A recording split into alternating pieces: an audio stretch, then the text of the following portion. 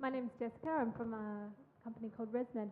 This is a two-part question. The first part maybe for Thomas, and the next part for the other panelists who could probably help answer. Thomas, how do you become Google's top-rated futurist? I mean, what do you do to achieve that title? And for everyone, how can we put our future goggles on, if you like, and not get caught in the fallacy that we believe the day-to-day, the world as it is right now, is not the way it's going to stay? Because sometimes it's easy to get caught up in we're all using mobile phones the way that we are now, and that's the way it will be. Let's design for that. But how do we see the future better? All right. Well, to answer the first part of your question, I view my role as a futurist as to helping expand people's thinking about what the future holds. It's not necessarily about making super accurate predictions about the future. It's more about increasing the awareness of the future and looking at a lot of the driving forces that are taking us there.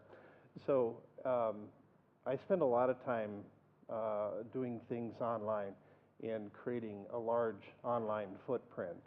And that online footprint translates into Google finding me just virtually everywhere. So that's... So he doesn't pay vast amounts of money like a lot of people do. No, you don't pay for that. So, but that's essentially how I did that. Now the role of visualizing the future is real important for us. People make decisions today based on their interpretation of what the future holds. And so we talk a lot about the future creates the present. Now this is just the opposite of what most people think. Most people think that what we're doing today is going to create the future, but from a little different perspective, it's these images that we have in our heads of what the future holds determines our actions today. So if we change those visions in our head of what the future holds, then we change the way we make decisions today. That's very important to understand that connection. And so I spend a lot of time looking at trying to create new visions of the future. The other thing that I would add to the second part of the question, how do you really get a deeper grounding in what the future could be? I said this to the people who were with me this morning, so apologize for repeating myself. I quoted the American science fiction writer William Gibson, who said the future has already arrived, it's just not very evenly distributed. So if you really want to understand what at least the reasonably near-term future could look like, go to the periphery, go to the edges, go to the extremes, which might mean spending time with younger people to see what they're doing. I watched my 7-year-old play Minecraft, and the way that his brain is getting wired as he does God knows what in this game is interesting to observe. Spend time with startups. If you have a weekend in your area where they have a hackathon, where a group of young people come together and in 36 hours create viable businesses, 36 hours, viable businesses, go and just watch what happens. Go to emerging markets, go to an internet cafe in Indonesia, and just see what people are doing in these places.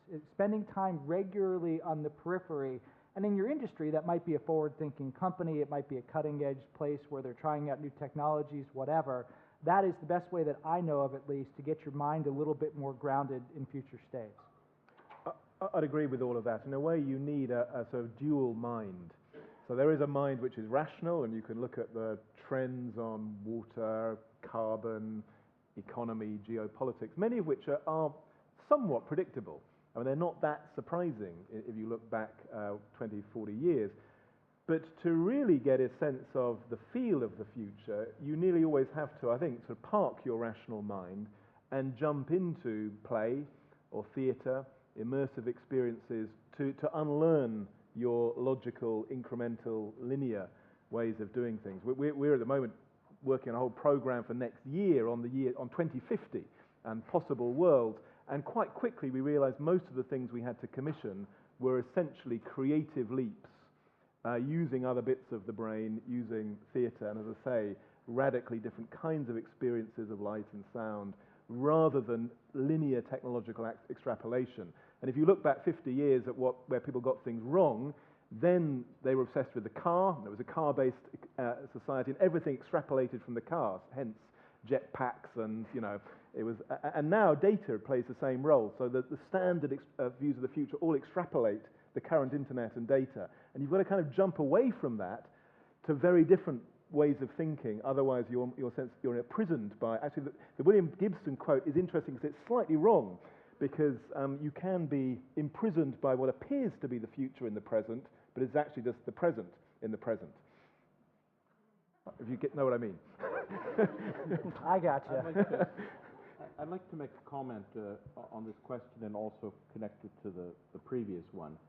The focus of my energy is not on trying to predict what will happen, although I think that's interesting and legitimate.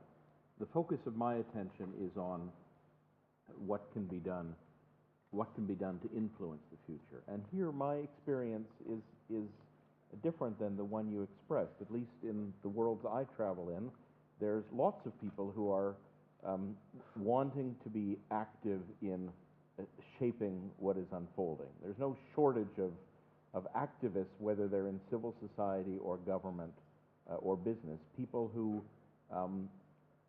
are not willing to go along with adapting to what's going to happen. I think what makes this hard to see, or harder to see, is it's more difficult to influence the future because it requires bigger alliances. And in that sense, I think one of the crucial points is that it's no use waiting for existing power holders to agree or to munificently listen to the voices of opposition. I'm pretty confident when I say that they'll listen when those voices are strong enough and loud enough. And that's where we go back to very not old-fashioned, but older ideas about organizing and coalition building and partnering, as I said before, not just with friends and colleagues, but with strangers and opponents. This is something which is very simple and yet not easy. So there's very many aspects of the future that are highly predictable. I can predict that this building is still going to be in existence 6 months from now with a high degree of probability. I can predict that 50 years from now, the Earth is going to travel around the sun in roughly the same orbit, again with a high level of probability. I can predict that the seasons are going to unfold roughly the same as they are right now, 50 to 100 years from now. And there's almost all of this stuff that we have around us is highly predictable. We